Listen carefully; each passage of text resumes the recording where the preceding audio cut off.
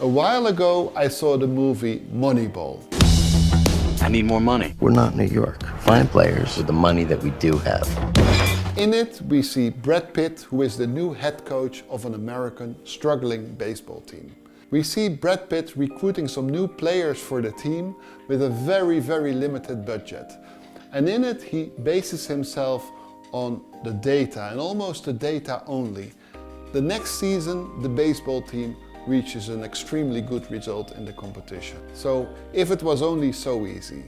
What I'm gonna share with you now is 7 do's based on my learnings in terms of myself leading teams and also in my advisory role when I work with companies to build up their teams. Number 1, this is probably the most important one. Put the team together based on the agenda. People and structure follow the strategy. First you have to know where do we want to go, and then you put the people together to help you get there. Number 2, look for people with the same values. If you have people with the same values, you can have very strong discussions together, but it will help you only get further as a team.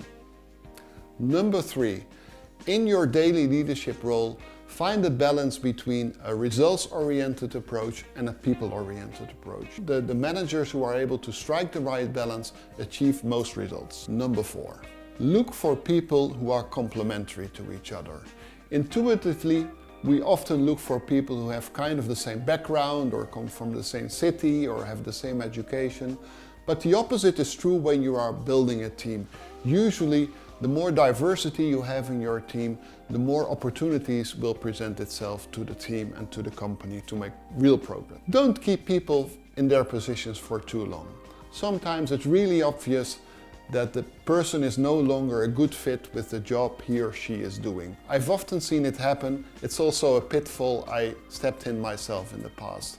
So if you have a person who is no longer the best fit for the position, go and have the difficult discussion. Vary in your leadership behavior. Sometimes you have to be a father figure, sometimes you have to be a strong master, sometimes you even have to do nothing. So finding different variations in your behavior often produces the best results. Invest in the team. If you are leading the team and you only manage your team on the tasks, that's a mistake. You really need to orchestrate that people know where you are going, that people have an opportunity to develop themselves.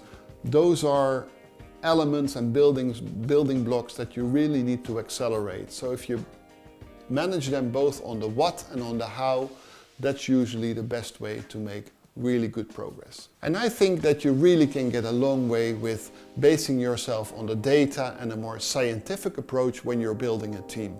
And I also believe that you should have a rational approach when you are building and leading a team. But part of the magic always remain also with the business leader and the team. And perhaps that's good news after all. So hope this inspires.